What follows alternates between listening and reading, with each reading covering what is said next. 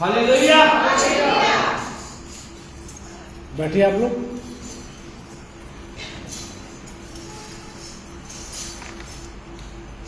कैसे हैं आप लोग? मुझे पता नहीं चलता कैसे। अगर आप लोग अच्छे हैं, पहले सुन लीजिए, खुश है तो एक बार हालेलुया बोलिए जोर से। हालेलुया। अब पता चल रहा खुश है ना। चलिए, खुदा उन्हें खुश रहा करिए, खुश है, कोई बात नहीं, ठीक है। आज का टॉपिक है मैं जानता हूं, और इसका मुख्य पद वो गलत नोट कर लिया आपने, 42:1 है। अय्यूब 42:1, अय्यूब 42:1 मुख्य पद पढ़िए जरा इसको, जिसको मिल जाए। सॉरी, 1, 2 दोनों पढ़ दीजिए। तब अय्यूब ने यहोवा को उत्तर दिया, तब अय्यूब ने यहोवा को उत्तर दिया, मैं जानता हूँ मैं जानता हूं कि तू सब कुछ कर सकता है। तू सब कुछ कर सकता। बस भाई, दुआ मांगे। खुदा में आपका शुक्रिया अदा करते हैं आज के इस वक्त के लिए। अब इस समय हम आपके कलाम पर मनन करने जा रहे हैं। हमारी अगुवाई करना, रहम करना, खुदा यीशु मसीह के नाम से मांगते हैं, आमीन। अय्यूब अंत में आकर के परमेश्वर खुदा को उत्तर देता और कहता है, मैं जानता हूं, मुझको ये पता है। देखिए, अगर आप इस बात को कहते कि मैं जानता हूं, तो इसका मतलब क्या है? इसका मतलब आपको उसका बैकग्राउंड भी मालूम है और प्रेजेंट भी मालूम है, सब मालूम है आपको। इसलिए आप कहें ना कि मैं जानता हूं।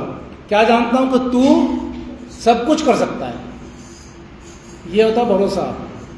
आगे भी लिखा हुआ इसमें, और तेरी युक्तियों में से कोई रुक नहीं सकती। ये अय्यूब का भरोसा। कैसे? अय्यूब की जिंदगी में कितना बड़ा उतार चढ़ाव आया, मैं सब जानते हैं। कितनी उसको घटनाओं से गुजरना पड़ा, कमियों से गुजरना पड़ा, परेशानी से गुजरना पड़ा, लेकिन उसके बावजूद ये लास्ट में क्या बोलता है? मैं जानता हूं खुदा, मैं जानता हूं कि तू सब कुछ कर सकता है। ये होता है एक विश्वासी का भरोसा खुदा पर। हम लोग अपने पापा से बोलते ना, पापा मैं जानता हूं कि आपके पास पैसे हैं।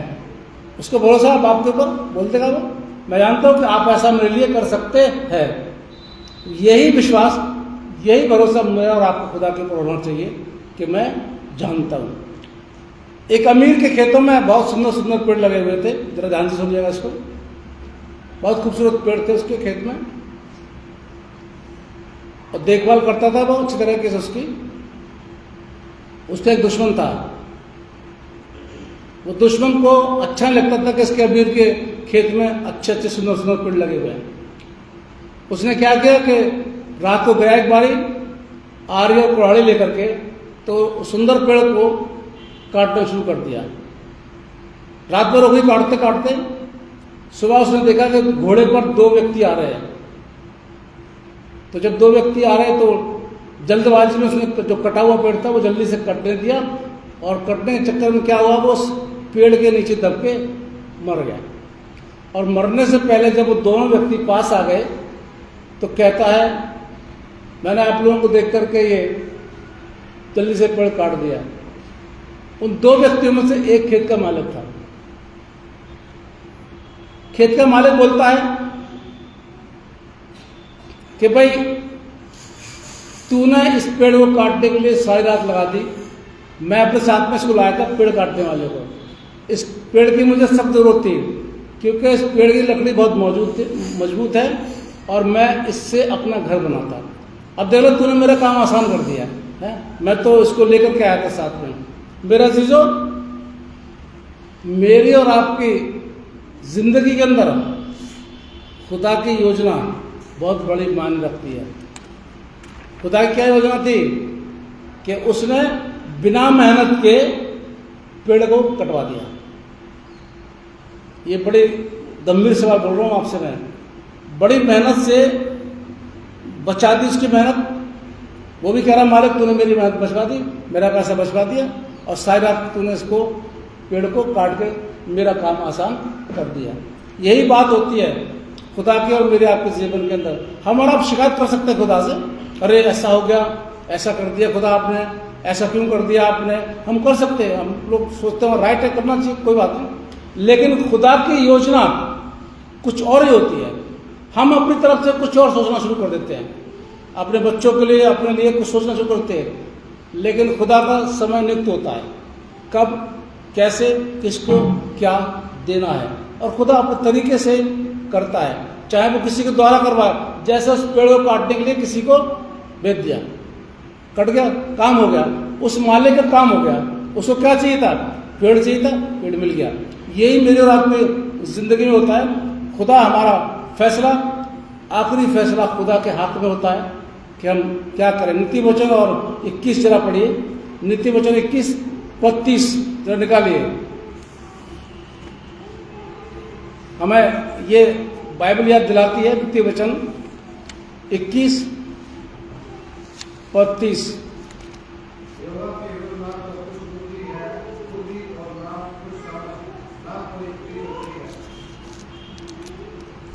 एक नीति में पद 21-30 पद। आप पढ़िए, दोबारा पढ़िए इसको जरा।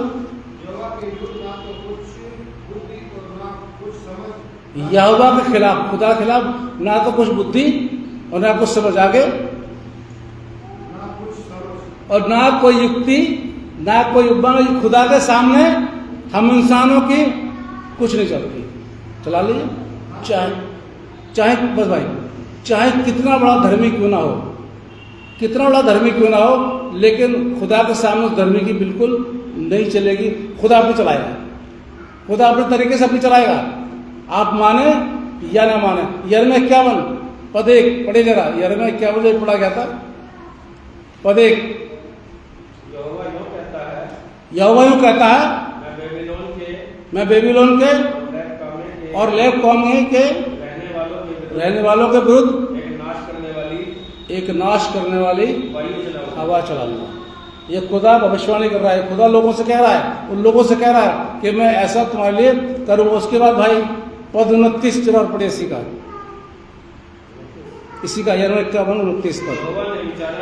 यहोवा ने विचारा है कि वह बेबीलोन के देश को ऐसा उजाड़ करे कि उसमें कोई भी ना रहे। इसलिए पृथ्वी कांपती है और दुखित होती है। ये योजना, ये इंसान की योजना नहीं, खुदा की योजना। मैं ऐसा करूंगा, मैं बेबीलोन के साथ ऐसा करूंगा, मैं उस इंसान के साथ ऐसा करूंगा, मैं उस इंसान को फलवंत करूंगा, ये खुदा की योजना। मैं उस इंसान को बर्बाद कर दूंगा, ये खुदा की योजना। मैं उस खानदान को बहुत आगे बढ़ाऊंगा, इतना आगे बढ़ाऊंगा कि लोग देख नहीं पाएंगे, और मैं इस खानदान को बिल्कुल पीछे कर दूंगा। ये खुदा की योजना होती है, और इस योजना को कोई भी फ्लॉप नहीं कर सकता। और इसलिए अय्यूब क्या कहता है? मैं जानता हूं कि तू सब कुछ कर सकता है, क्योंकि उसको अनुभव रहा है। अय्यूब को अनुभव रहा क्या कि उसके जीवन के अंदर इतने कष्ट आए, परिवार नाश हो गया, शरीर में इतनी तकलीफ हो गई, इसलिए वो कह रहा है मैं जानता हूं, मेरे जैसे धर्मी को तूने नहीं छोड़ा तो और किसको छोड़ेगा? मैं जानता हूं तू सब कुछ कर सकता है। ये भरोसा मेरा और आपका रहना चाहिए। मैं आपसे फिर पिछले संडे में क्या बोल रहा था आप लोगों से? खुदा आपसे नफरत करता है, ये तो बोल रहा था, है ना? खुदा आप लोगों से बहुत नफरत करता है, आप लोगों को बहुत नुकसान करता है, यही तो बता रहा था। क्या बता रहा था मैं तेरे साथ आगे है। फिर क्या बोला था मैंने? सुन लीजिए, खुदा आप सबसे मोहब्बत करता है, आप उससे करें चाहे ना करें। कल हमारी बात हो रही थी कि आप उसके पेरेंट को छोड़ के किसी बात में परेशान ना हो। आप मोहब्बत खुदा से करें या ना करें, लेकिन खुदा आप सबसे आज भी मोहब्बत करता है। समझना है उसकी मोहब्बत को। खुदा आज भी आपकी हिफाजत करता है, खुदा आज भी आपके परिवार की हिफाजत करता है। आप उसको समझे या ना समझे, आप इसको माने या ना माने, लेकिन खुदा की मोहब्बत आज भी हर एक के ऊपर है। तभी तो उसने अपना पुत्र दे दिया। अगर उसकी मोहब्बत हमारे ऊपर नहीं होती तो अपना बेटा कैसे देता वो? तो खुदा की मोहब्बत हमारे ऊपर है। खुदा इतनी मोहब्बत करता है हमसे, इतनी मोहब्बत करता है कि हम खुदा को वापस नहीं कर पाते। और इसलिए जब खुदा हमसे मोहब्बत करता है तो उसकी हर योजना हमारे लिए आशीष बनती है। अब हमारे लिए बुरा लगता है। अब जैसे मान लीजिए एग्जाम हुआ किसी चीज़ का, या हम इंटरव्यू देने के लिए गए, कुछ भी समझ लीजिए, और हम फ्लॉप हो गए, हम फेल हो गए, तो क्या सोचते हैं, अरे खुदा हमसे मोहब्बत नहीं करता। पर नहीं, इंटरव्यू फेल होने का मतलब या एग्जाम में फेल होने का मतलब खुदा की कुछ योजना रहती है हमारे जीवन के अंदर, वो बाद में हमको मालूम पड़ती है कि खुदा की ये योजना है, उसको पूरा करना पड़ता है। यूसुफ के भाइयों ने फैसला किया था कि हम इसको मार देंगे, है ना, लेकिन क्या हुआ, मिदाने का हाथ बेचा गया, मिस्र में चला गया यूसुफ। मिस्र में जाकर क्या हुआ, वहां का प्राइम मिनिस्टर बना। कुछ तकलीफ उठाने के बाद यूसुफ को इतना बड़ा प्राइम मिनिस्टर बना दिया, प्रधानमंत्री बना दिया। पढ़ लेना उत्पत्ति 37 और 41 का 37 पद पढ़ लेना, मिल जाएगा आपको। उस समय हो सकता है यूसुफ निराश हो गया हो, उसके भाइयों ने बेच दिया, उसके भाइयों ने मिदाने को बेच दिया, पहले तो गड्ढे में गिरा देते उसको, फिर बेच दिया।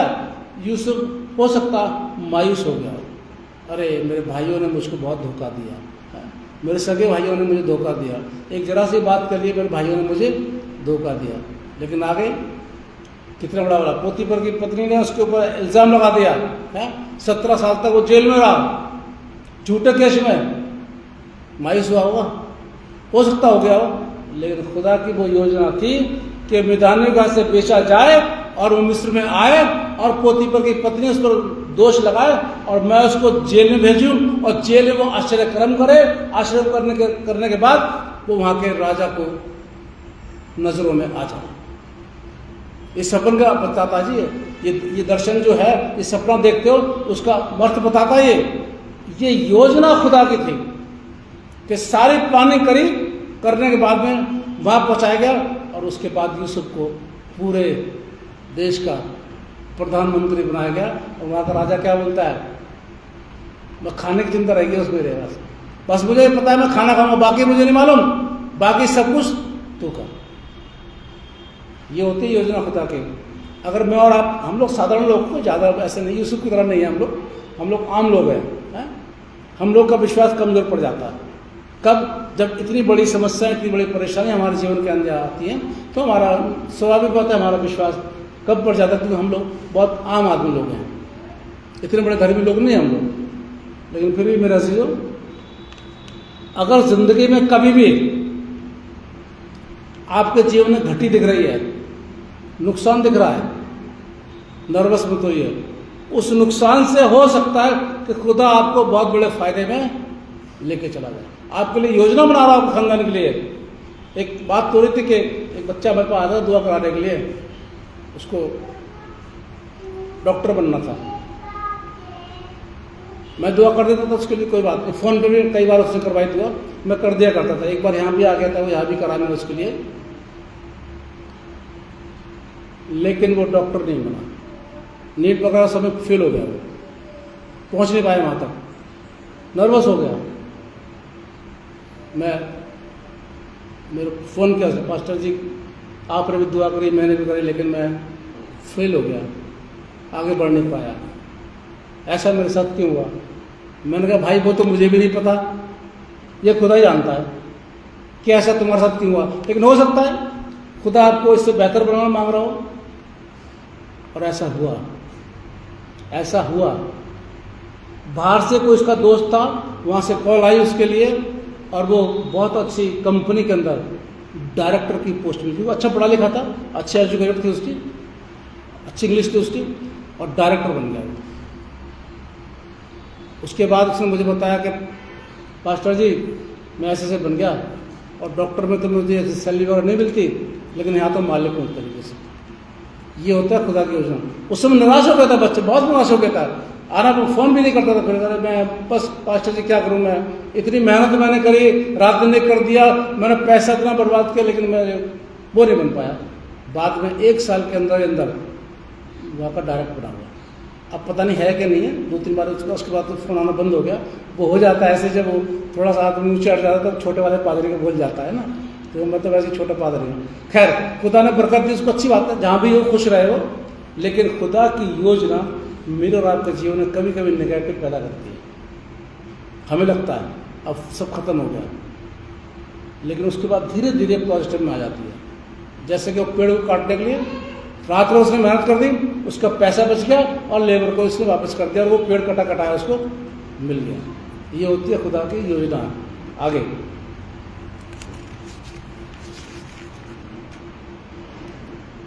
आपने पढ़ा होगा वो जन्म का अंधा यमुना नो, है ना, अंधा चंगा हो गया, कितना विवाद हो गया साहब। यहूदी लोग फरीसी लोग कितने परेशान, अरे ऐसे कैसे हो गया, ऐसे कैसे हो गया, बार बार उसको छानबीन कर रहे हैं, कैसे कैसे तू हो गया, कौन था वो, कैसे हो गया।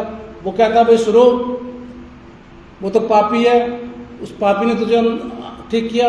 वो जन्म का अंधा कहता मुझे नहीं पता ये पापी है कौन है, मुझे नहीं पता कौन है वो, लेकिन मैं इतना जानता हूं पहले मैं अंधा था अब देखता, अब मुझे नहीं पता वो कौन है कौन नहीं है। पहले मैं गुनहगार था अब मैं गुनहगार नहीं हूं, मुझे नहीं पता मेरे गुनाह क्या क्षमा हुए, मैं पहले क्या था, लेकिन आज मैं उद्धार प्राप्त किया हुआ मसीह हूं। तो इसको बाहर निकाल रहे थे, इसको इन्होंने क्या किया, बाहर निकाल दिया। वो जब पढ़ा गया ना 33 पद में लिखा हुआ कि यहूदियों ने कहा अच्छा तू तो ऐसी है और ऐसी करता, चल जा तू इसकी ऐसा कर, और उन्होंने उसको अपने महासभा से बाहर निकाल दिया। देखिए यीशु मसीह इस इंसान को वैसे ही बाहर निकालना मांग रहा था, वैसे भी उसको बाहर निकालना मांग रहा था, वैसे ही बातचीत कर रहा था, माता पिता ने बहुत ही बातें करी, उसको बाहर निकाला था। और क्या किया कि योजना में क्या हुआ कि महासभा वाले यहूदियों ने अपने आप ही उसको बाहर निकाल दिया। खुदा कभी कभी हम लोगों को गंदगी से बाहर निकालना मांगता है, लेकिन क्या होता है कोई और निकाल देता है। एक से बात हुई थी, उसकी जॉब चली गई थी, क्या पास्टर जी मेरी जॉब चली गई है। मैंने कहा आप तो बहुत अच्छा काम कर रहे थे, ईमानदार थे, तेरे को पता नहीं क्या जॉब चली गई। उसके बाद क्या हुआ कि उस ऑफिस में बहुत बड़ी बेकारी आ गई, मतलब फ्लॉप हो गया ऑफिस एक तरीके से, कर्मचारियों वर्करों को निकालना पड़ा उसको, और उसने अपना कहीं और जॉब देख लिया। मैंने कहा देखो खुदा की योजना, खुदा आपको बेइज्जती होने से पहले कि मालिक ने भाई जाओ जाओ जाओ मेरे पास पैसा नहीं है, आपको बेइज्जती से निकालने से पहले खुदा ने इज्जत से आपको हटा दिया, जॉब हटा दी। ये होती है मेरी और आपकी जिंदगी के अंदर खुदा की योजना। लोगों ने यीशु को क्रूस पर चढ़ाया, जैसे अभी हम लोग बना रहे, लैंड डेट बना रहे, और भाई गुड फ्राइडे को करेंगे। सब जानते हैं क्या क्या क्या दोष था यीशु मसीह का, बता सकते हैं कोई यीशु मसीह क्या दोष था? कुछ नहीं, कुछ नहीं था, लेकिन उसको क्रूस पे चढ़ा दिया। वो क्रूस पे चढ़ गया खुशी खुशी, और चढ़ क्या बोलता है इनको माफ कर दे, इनको यानी कि कहते ना उनका ही डंडा उन्हीं के सर में मार दिया, इनको माफ कर दे तू, क्योंकि ये नहीं जान रहे उन लोगों की फरीसियों शास्त्रियों की योजनाओं को यीशु मसीह ने क्रूस पर आकर के जीरो कर दिया। बिल्कुल ये होता है एक मसीह जीवन। खुदा हमारी जिंदगियों से हमारे बैरियों का प्लानिंग जीरो कर देता है। कब? जब हम खुदा पर पूरा भरोसा करते हैं और ये कहते हैं मैं जानता हूँ। इसलिए भरोसा करिए खुदा पर सब पूर्ण तरीके से। आपके जीवन में नेगेटिव आता, कोई अगर ऐसी कोई दुर्घटना हो जाती है, परेशान मत होइए, बिल्कुल चिंता मत करिए। आपको तो कमी होती है, मुझसे बहुत ज़्यादा हो जाती है मेरे जीवन के अंदर, परिवार में, लेकिन नर्वस नहीं होता मैं। मुझे पता है आज अगर अंधेरा है तो कल उजाला होगा। ये भरोसा कीजिए। आज अगर मेरी ज़िंदगी के अंदर अंधेरा है, मेरी ज़िंदगी मेरे परिवार में अगर कमी है, तो खुदा कल इसको, और फिर बोले खुदा से मैं जानता हूँ, खुदा बात सुन मेरी, ऐसे बोला करिए, बाप है हमारा स्वर्गीय बाप है, खुदा मैं जानता हूँ, बात सुन मेरी, मैं जानता हूँ तू सब कुछ कर सकता, मैं जानता हूँ, मैं जानता हूँ तेरी योजना कभी फ्लॉप नहीं हो सकती।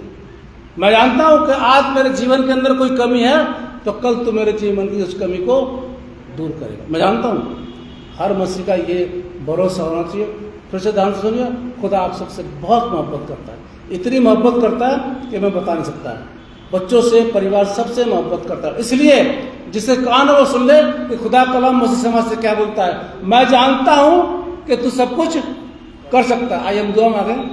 खुदा में आपका शुक्रिया अदा करते हैं, आप आज के कलाम के लिए जो आपने हमको दिया। हम चाहते बड़े, लेकिन इसमें हमारी मर्जी नहीं बल्कि आपकी मर्जी पूरी हो। खुदा यीशु मसीह के नाम से मांगते हैं, आमीन।